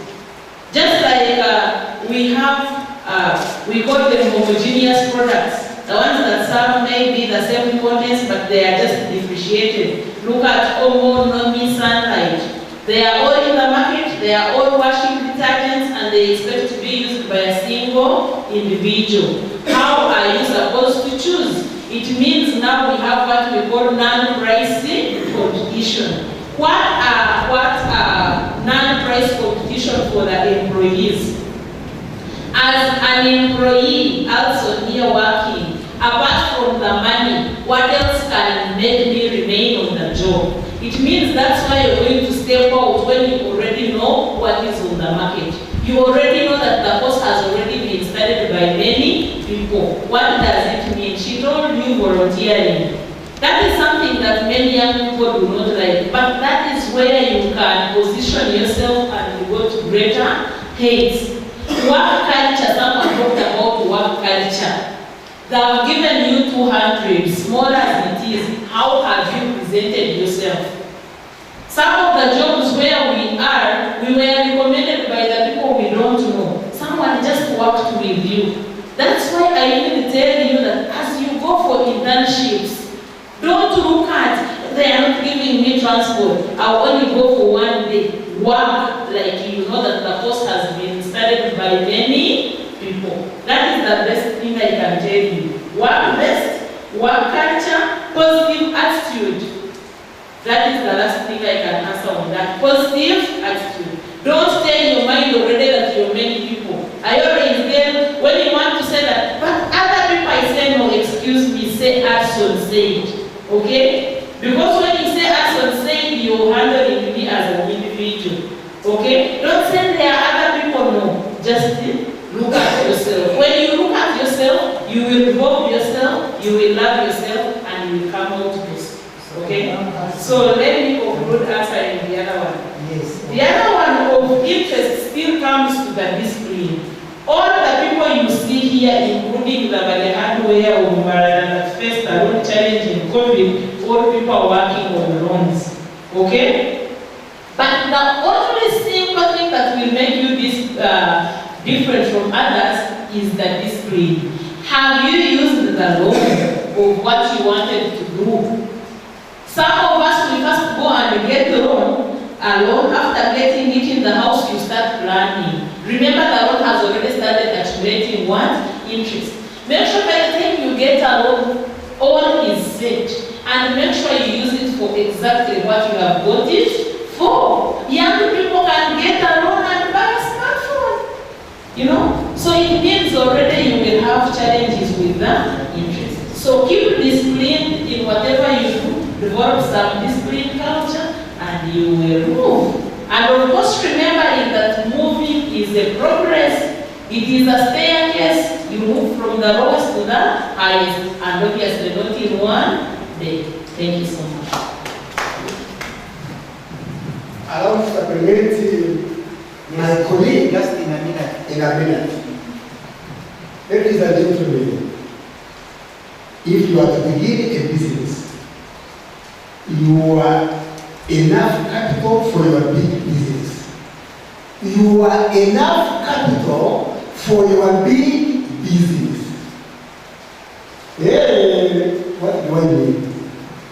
It is political, but don't worry. Let me tell you this. Start small. Have a small venture. A small venture. Begin and you will move. Be patient with your small business. It will grow. Don't look at another person's business and you envy it and you say, before this year ends, I should be like him. No. That is a wrong path for your growth. Start small. You are enough capital. I am trying to refer to this. If your father has at least 3 or 2 acres of land, you can plan to grow sugar canes there. And you start by selling sugar canes. You can begin by growing tomatoes in what your father has. Use that one as your capital, your starting capital. Grow tomatoes, grow sugar canes, grow pineapples, grow passion fruits. If your father has a fence, if the land is a fence, you make sure that you get your passion fruits. At a distance of 10 meters, you put a seedling of a passion fruit. It will grow and climb to the fence all over. You will generate a lot of money from the harvest of passion fruits. Don't eat that money. Spare it, accumulate it. You will begin a business and you will move. So you are the first capital of your big business. Be patient with your business. Don't look at another person's business and you say, I must be like him. You don't know how many years it took him to go to that level. Thank you very much. Quite outstanding submission, I can say curious. Of course, you have not to be big start, but you start to be big. Okay? And we are living in a society that is characterized by conflicts. Actually, a sociologist called Makaiba once said, a society is a cooperation caused by conflict. So conflicts are inevitable, we must deal with them, and the better we become, the better we know how to handle them, so that we see how this can live in life. We are going to have one more question, and it will take us to our conclusive remarks by our panelists, as we call it, a day. Find your question as submission, whichever. Thank you very much. My name is Ankole, pursuing Bachelor of Public Administration. So according to the observation, most graduates are job seekers than job creators. Most of them are yearning for white-collar jobs. So how are you preparing, or what are your preparations for those graduates?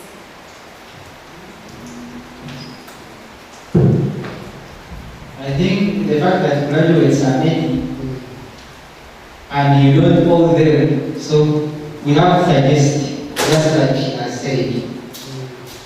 So I will not have to answer this because I have my experts here with answers, so I will not have to prone myself to do that. Okay, thank you very much. The question is good, but it's so deep, it needs a lot of time. Yes. Dear colleagues, let me tell you, many people tend to be job seekers, and they enjoy it.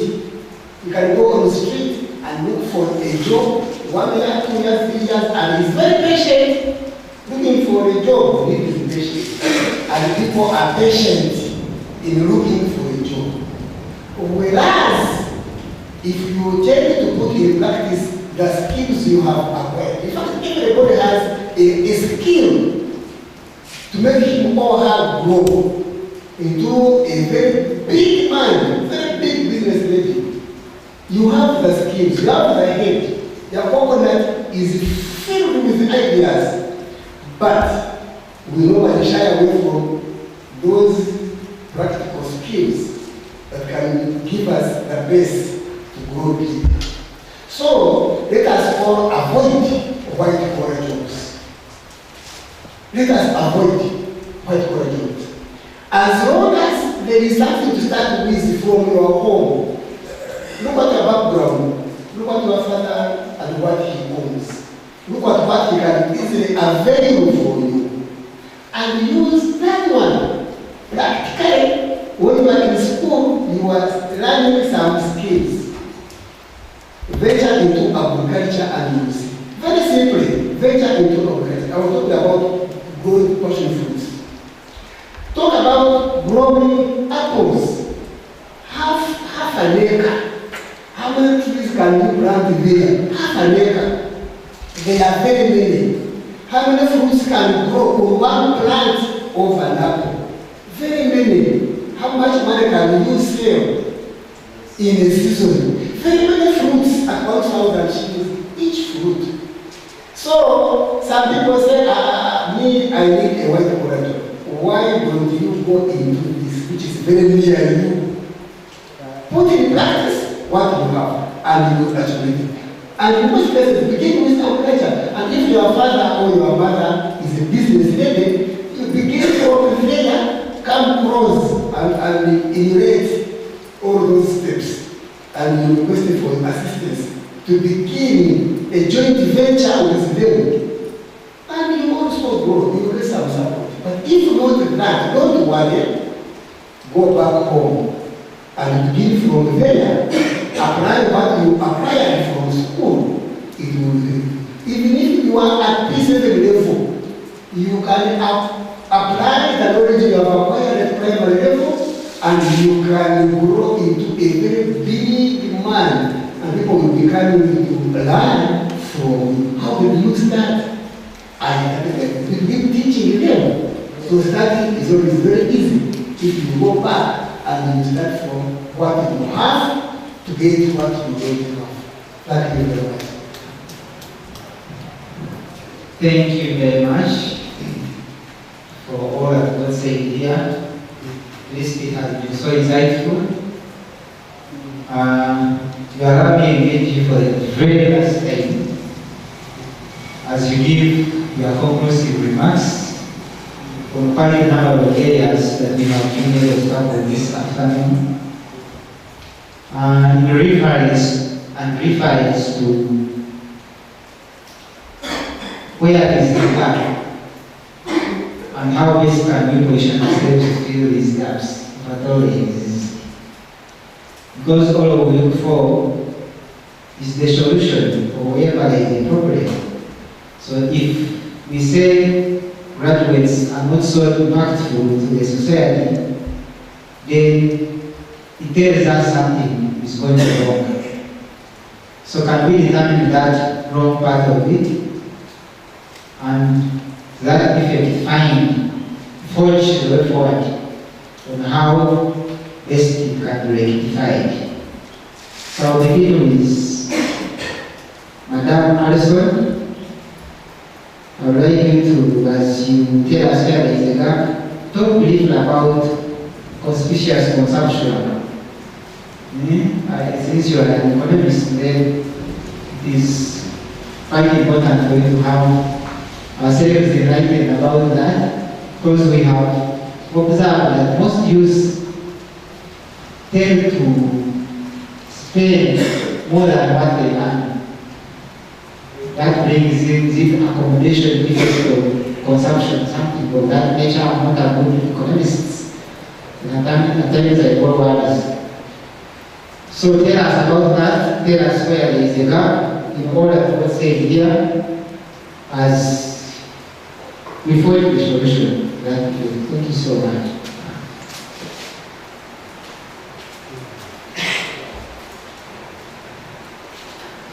Thank you so much, moderator. I'm going to make my conclusion basically like 4 statements, and I think this will identify the gap, and they will give us a solution, and then they will give us, they will give us where we fall. The first statement is that the English say that you can never start if you keep on blaming whatever is around you. You know, if you keep on blaming everything around you, you will never move. Because let's look at around ourselves. Do you know that you have 1,000+1 things to blame for yourself not to wake up? Just waking up. You know, I had this yesterday, you know, I will do this tomorrow, but I can push this. So it means as long as we have that, we shall not move. That identifies our gaps. Me, I think that the first gap for us to solve is the gap in our mind. Solve the gap in your mind, you will have your problem solved. That's number 1. Number 2, wake up, solve at least one problem. Okay, if you do not find any problem, then wake up, just wake up. Most of the youth, we can believe that there is a lot of sleeping. And the sleeping that we have is the sleeping that brings what he said. We only want to spend. We can look at, you know, sometimes I look at myself, I remember my days in Champogo, and I wish that I was a little more sharp like I am now. I should have been in a better place. You know that campuses, we have a lot of money. We have a lot of resources and that. I looked at the days that I would just go in hostel and sleep, you know, with the matoke that they would send the whole sack and you put it under the bed instead of putting it in front of your gate and someone can buy anywhere and you have some money, you know. I can give you an example that personally when I started working with just less money, I went to the staff room, I looked around, I realized that most of the people were buying, like, you know, most teachers do a lot of soda at lunch. So I was like, I'm not sure these elderly people need this soda. So I just brought one 5-liter jerrycan of juice. No one asked me to. I just said, let me try. If they don't buy, I will say I was giving back to the community. Yeah, I brought the jerrycan. But actually, among the things I miss from that spoon is the project gist that I left. At the end of the day, I was a supplier. They would just call me, please give me this, please give me the other. Don't ask me if I've studied. Of course, I changed the environment from there, COVID and everything, but I still have it in mind. Do you know you can do that? Mandas, those who are asking for capital, you only need 20,000. I did mandas, I can teach you for free. Mandas. I used to do mandas, and I'm sure every day you can get a 6,000 to 7,000 every day, Magoa. You know? So let's cross the gap in our heads. Remove this madness thing, a box lecture, and you do what, I'm sorry for that language, but I'm trying to make a point. Let's go on the ground and have something solved. Are we together? Just solve something. If it means sending for matoke from your village and you put it in front of your hostel and you divide for kumi, do it. And you will start, people will start calling you. Do you have? Are you bringing? And and that's how we will go. So that's my point. As I conclude, let's move out of the comfort zone. The need to be like others is the one that brings the consumption that you are talking about. Right now, someone is in second year, but you're already thinking about having an iPhone. I personally don't need it. Do I need an iPhone? Okay.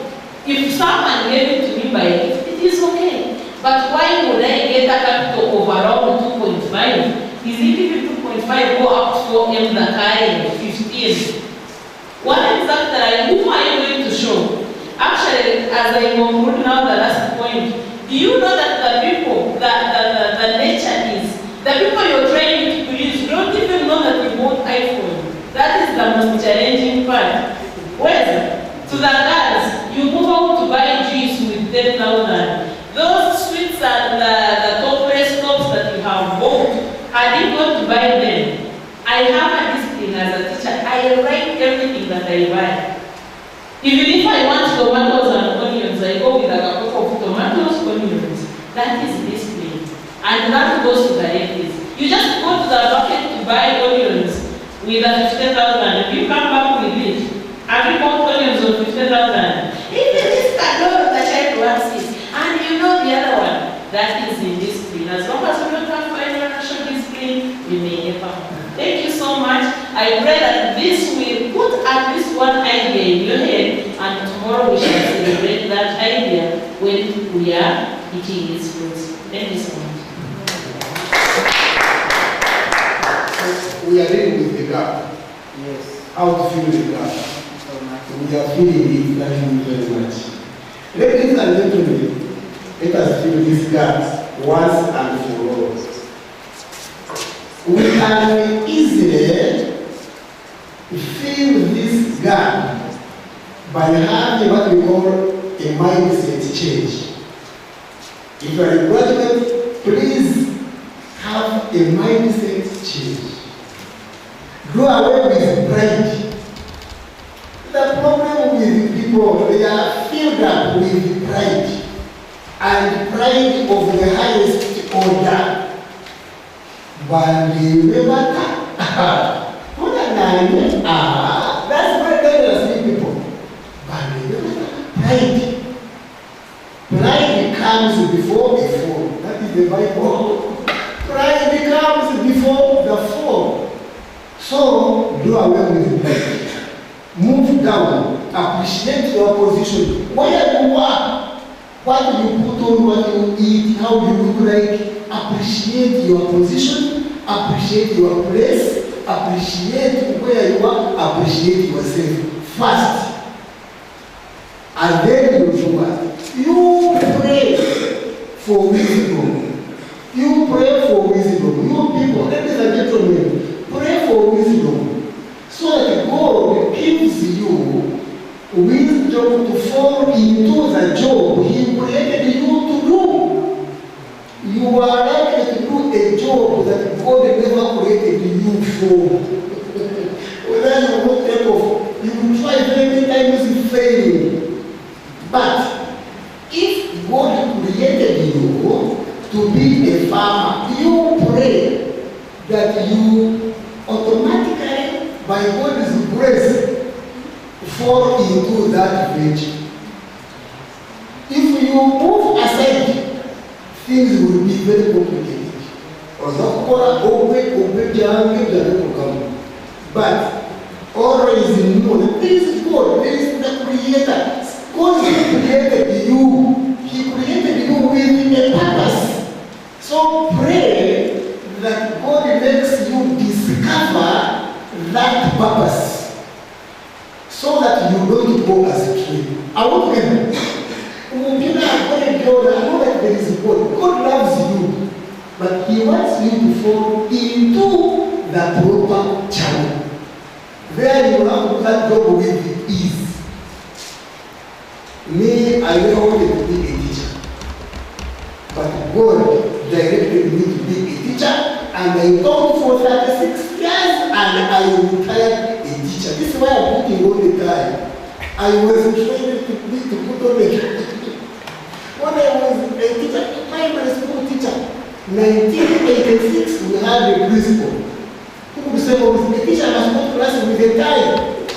If I come, inspect you on school practice, and I send you without a tie, I will give you half a mark.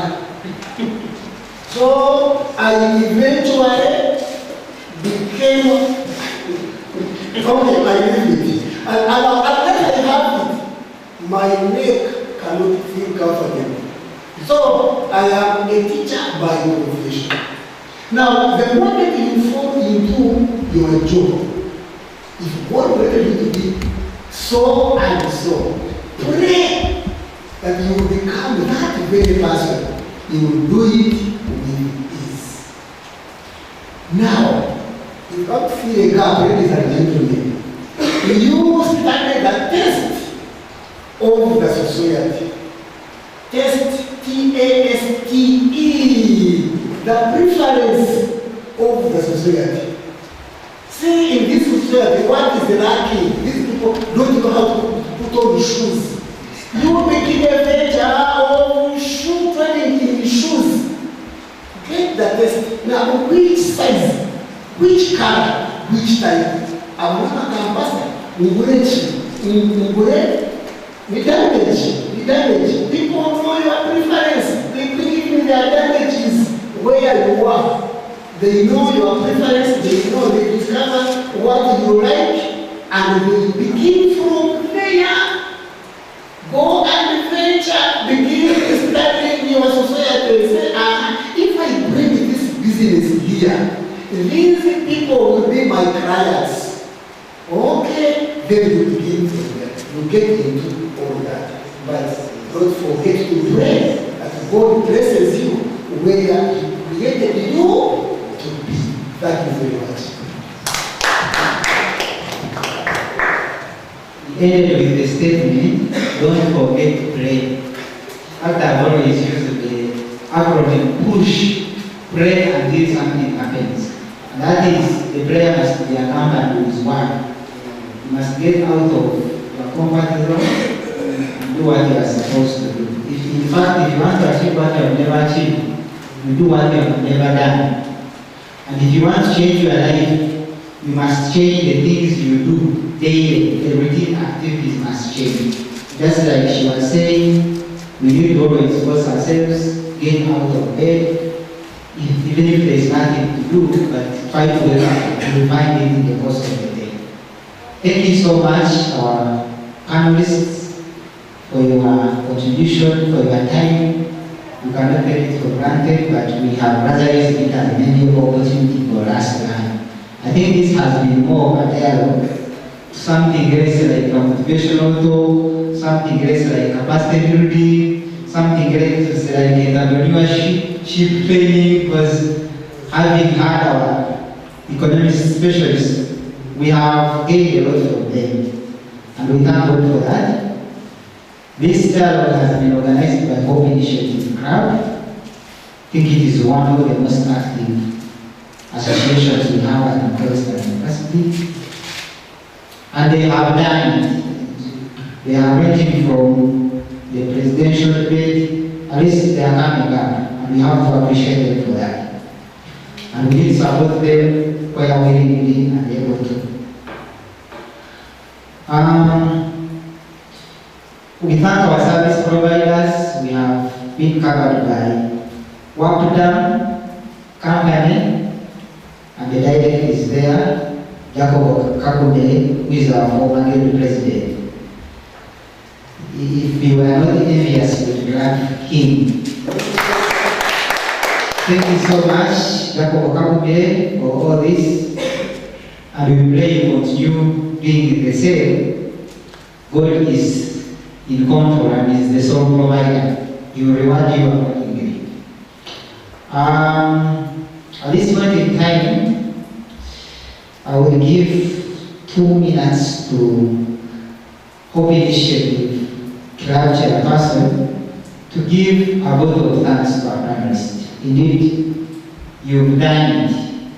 This, as Aya said, is beyond dialogue. We would expect you to come just give your views pertaining the topic, but I wouldn't want to say we are so emotional because we thought that it was good for these people to really get to know what transpires in the world, and which I think in one way they will be able to at least try with number of solutions.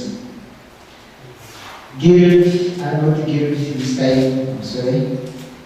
Club President, please, 2 minutes, give a vote of thanks to our people and the viewers. We really actually thank you for your time also. Thank you so much, our moderator. Once again, my name is Nyangoma Emily Ayenbabazi, and I'm the chairperson of Hope Initiative Club, or Bet Club.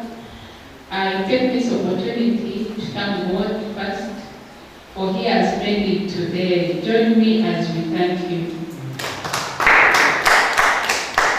Then secondly, I thank our moderator,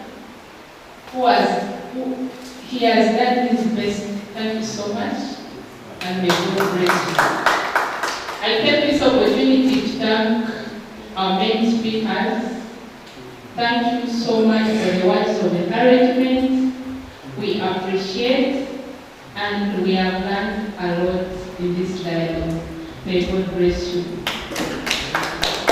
Lastly, I thank all the students and the community of Ankole Western University who are not here with us, but they were following us on YouTube.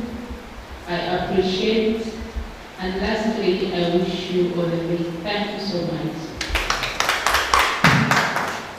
Thank you so much, the President. It has been good to hear from you. And thanks for appreciating. I have the proper students and the club fraternity. Please try to make these students come on board. Because if you have had the information shared here, is quite great sight to all of us. So one must miss when you must miss. We would have a VC part of this. I'm told he was invited, but as earlier communicated, because of his busy schedule, he was unable to be here. But God told, he was with us tonight. You know, I say, where a young man sees while he was standing, the old man sees there while seated. So I think when these people are here, they are part of staff. Others, actually, they are part of administration by default. So if they are here, the VC is here. Should I say it in a smaller tone? The VC is here if they are here. So I will take this chance to invite our AR, Assistant AR, Mr. Yahikayo William, and lastly, actually, thank you for your time. Thank you for your time. Madam Alison, thank you for your time. You cannot take it for granted. And seemingly there is a need for more of such. So in case you are contacted, please, we beg you to apply positively. So allow me to invite our Assistant AR to give the closing remarks, as we call it. And thank you so much. May God bless you. I wish you journey as you go back to your respective places of residence. Okay. Thank you very much. Let us wind up by thanking everybody for being here. In fact, when I was invited, I didn't know it would be as good as this, but I am really very happy. The organizers, thank you very much. The attendants, thank you very much. My colleagues, the professor in absentia, thank you for respond positively. It is so beautiful to have you here. Now, on behalf of administration, this is so sweet. I cannot say good, but I'm using one sweet. This is so sweet. This is so sweet. Continue to organize all this. This is a sign that our university is very active. It means a lot. What we were sharing here, we were giving some small tips here and there. But if one was to go deeper and deeper, it would demand us to have a lot of time, and we continue giving more information.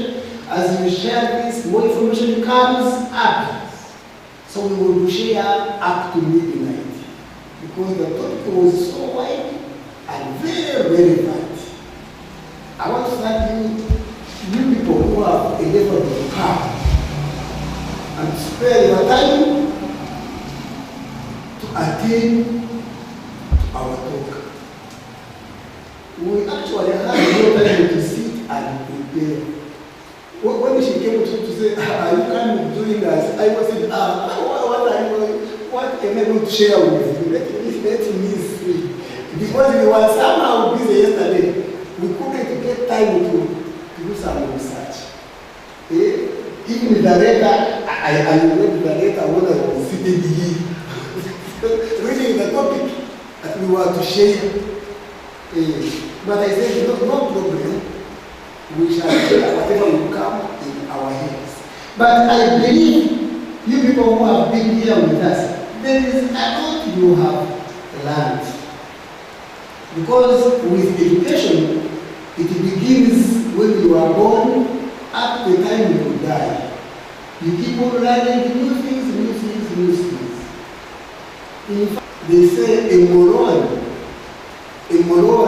when he sees a baby and the baby laughs, a moron also laughs. Now you imagine, what about him? What made him laugh? You cannot make him laugh. Even if you do what he cannot. But he will look at the baby and laugh at this young thing. Now you want to imagine what came to his mind. Nobody can tell. So I believe there is a lot you have heard from us, and now your mind is trying to magnify them. If you don't do a sleeping, your mind will begin magnifying this. We talked about this. Okay, even this. This one goes with this, and it is continuing. Okay, when I graduate, I should behave like this. Yes. I should mind the way I dress. I should mind what I eat. I should mind what I drink. Okay, I should mind my body cleanliness. All that. All right. Even when you are not here with us, your mind will tell us. We talked about minding our bodies. Remember, your body is the temple of the Holy Spirit. Leave alone all the rest. Your body is the temple of the Holy Spirit. Respect it. Try and always if you ever decide I have to cut my nails. Short as they are, but I have to cut them to be shorter than this. Every weekend, every Saturday. So make sure you clean your body. You look after it very properly. Don't smoke. Your body is the temple of the Holy Spirit. Make it suitable for Him. So respect the Holy Spirit. You have learned a lot when God bless you, when God guide you, control you, provide for you, give you an insight to know what you're supposed to know, give you excellent behavior. Because in society, there is a very big mirror where those people are looking at us. Whatever you say, it is reflected in society. So this is how graduates behave. So this is how graduates laugh. So this is how graduates eat. All called drink. So you are reflecting a lot, and it will even affect those people who are not here with us, providing their graduates. As our country was saying, there is a very big mirror, you are in a reflection. What you do is it separately. Remember, God is seeing you. Someone is looking at you and is reflecting on your behavior. Oh, so this is how a graduate can eat. This is how he can walk. This is how he can dress. This is how he can laugh. Mind your talks, mind your walks, mind your everything. Society is looking at you. And because the society is admiring you, it will learn from you. If it is bad, the society will learn. Because you hold a special position. Charity must have changed. Because you have a special position in society. This is what they are learning from us. Your energy is also put it forward. Thank you for coming. Thank you for calling us. It was like God's choice for us to be here and share this information. As you go back home, you will say, may God bless you, guide you, control you, and give you what you desire in your life, and above it all, you study well and pass, and you go with flying happiness. May God bless you.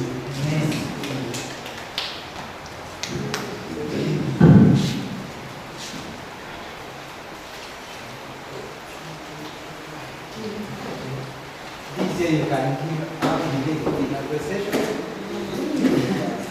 What you do, you stop there. DJ